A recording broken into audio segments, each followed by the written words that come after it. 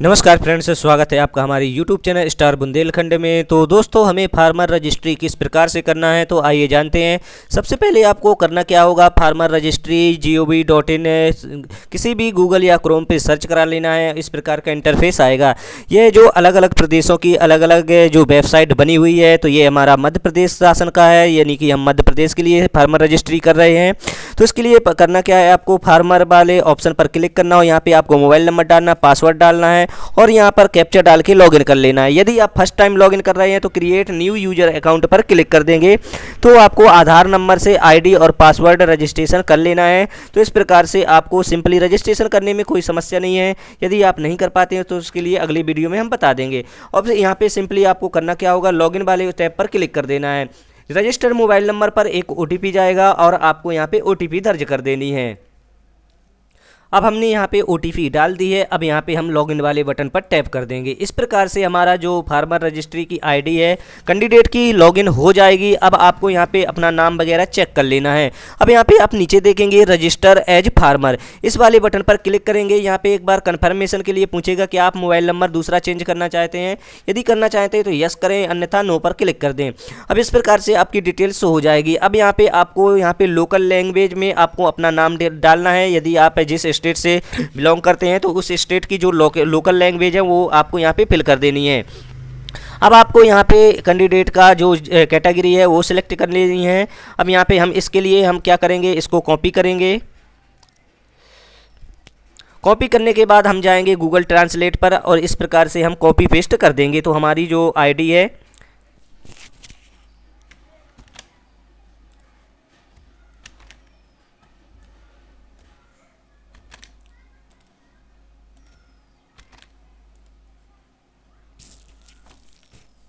इस प्रकार से आपको लोकल लैंग्वेज में आपको नाम फिल कर देना है।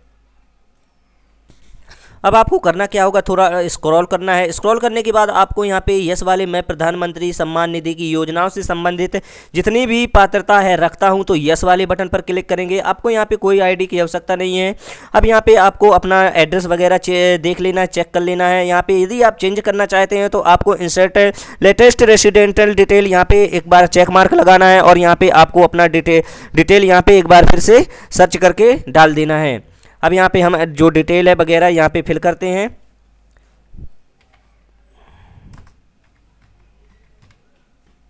इस प्रकार से आपको डिटेल फिल कर देनी है।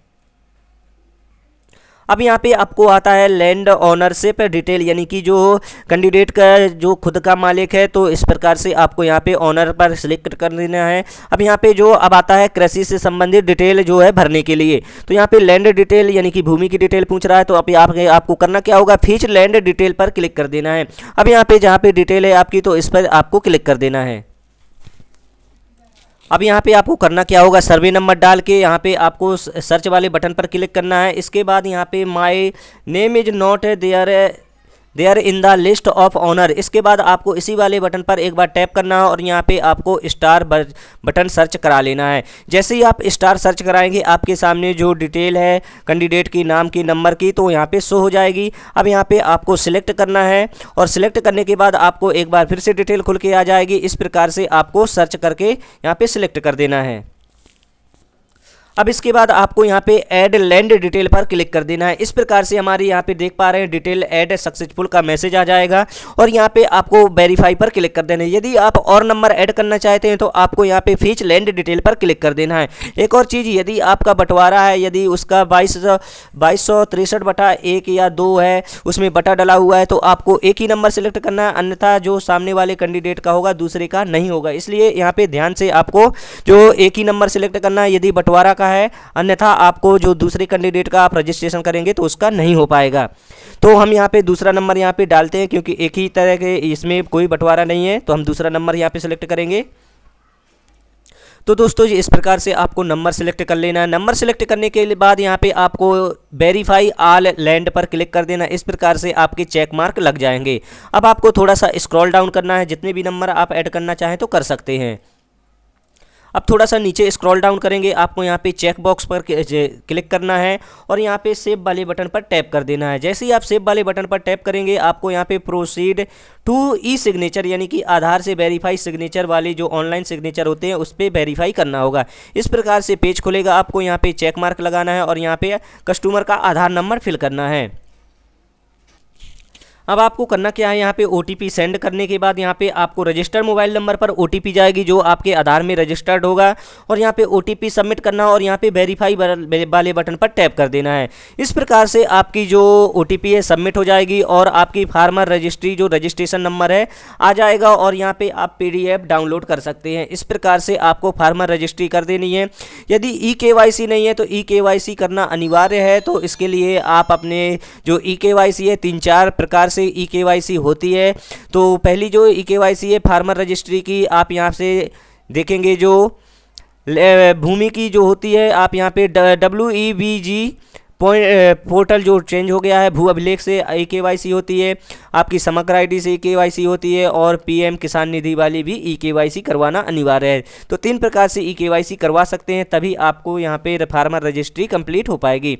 तो दोस्तों इस प्रकार से मिलते हैं नई वीडियो नई जानकारी के साथ, तब तक के लिए जय हिंद जय भारत।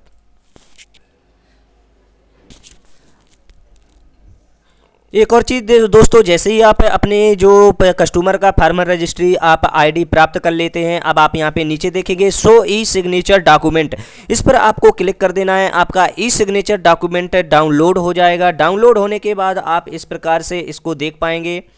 ये आप इंग्लिश में भी आप देख पाएंगे और हिंदी में इस प्रकार से डाउनलोड का ऑप्शन आ जाएगा। अब यहाँ पे मैं KYC के लिए प्रायोजन के लिए आप यहाँ पे देखेंगे कि अपनी आधार संख्या और सहित अपनी पहचान की सूचना राज्य और केंद्रीय सरकार के साथ अथवा एग्री स्टैक परियोजना के प्रयोजन के लिए हाँ या नहीं की प्रमाणित को भारतीय विशिष्ट पहचान प्राधिकरण के साथ साक्षर करने की सहमति प्रदान करता हूं। मैं राज्य और केंद्र सरकार को अपना डेटा सुसंगत रजिस्ट्रियों में डालने के लिए सहमति देता हूं और जिसका उपयोग राज्य एवं केंद्रीय सरकार की विभिन्न सेवाओं एवं लोक कल्याणकारी लाभों को प्रदान करने में तथा प्रत्यक्ष लाभ अंतरण के माध्यम से भुगतान के लिए किया जाएगा। मैं राज्य की केंद्र सरकार को फसल सर्वेक्षण परियोजना के लिए उपयोग की जाने वाली अपेक्षित रजिस्ट्रियों में की सृजन के लिए अपना आधार अपनी पहचान सूचना को प्रधानमंत्री किसान सम्मान निधि, प्रधानमंत्री फसल बीमा योजना और राज्य प्रत्यक्ष लाभ अंतरण परियोजना, छत्तीसगढ़ किसान पोर्टल और समस्त केंद्रीय राज्य घोषित योजनाओं के अंतर्गत उपलब्ध डाटा को उपलब्ध कराने की सहमति देता हूँ। इस प्रकार से आपका जो ई सिग्नेचर है जो है आपको यहाँ से आधार कार्ड से करवा लिया जाता, आपकी सहमति जो है प्राप्त कर ली जाती है। तो इस प्रकार से आपको ई सिग्नेचर करके आपको फार्मर रजिस्ट्री तैयार कर लेनी है। अब दोबारा से फार्मर रजिस्ट्री की जो वेबसाइट है और PDF है डाउनलोड नहीं कर पाएंगे और यहाँ से काफ़ी सारे ऑप्शन है, यहाँ से आप इसका स्टेटस देख पाएंगे। अब स्टेटस में आप जाएंगे तो यहाँ पे देखेंगे जो आपने जो फार्मर रजिस्ट्री है इसके लिए भेजा है तो अभी अप्रूवर के लिए स्टेटस यहाँ पे पेंडिंग शो होगा। जब अप्रूव हो जाएगा आपको यहाँ पे रिजेक्ट हुआ है या एक्सेप्ट किया गया, यहाँ पे इसका स्टेटस शो हो जाएगा। तो दोनों रीजन यहाँ पे आपको यहाँ से चेक करते रहना है। तो दोस्तों इस प्रकार से कोई भी आपको समस्या जाती है eKYC संबंधित फार्मर रजिस्ट्री नहीं होती है तो आप हमें कमेंट बॉक्स में बता सकते हैं। और एक और चीज़, यदि आपके जो कस्टमर का जो डेटा है नहीं प्राप्त हो रहा है तो आपको यहाँ पे भू अभिलेख से यहाँ पे निकाल लेना है। जो भू अभिलेख की साइट बदल चुकी है तो यहाँ से आपको बाहर से यदि रजिस्ट्रेशन करना चाहते हैं रजिस्ट्रेशन कर सकते हैं, अन्यथा बाहर से ही आप इनके कस्टमर की डिटेल सर्च करा के इस प्रकार से उनके नंबर चेक कर पाएंगे कितने नंबर हैं। तो मिलते हैं इसी तरह की नई जानकारी नई अपडेट के साथ, तब तक के लिए जय हिंद जय भारत। यदि आपको कोई भी समस्या जाती है तो आप हमें कमेंट बॉक्स में जरूर बता सकते हैं। मिलते हैं अगले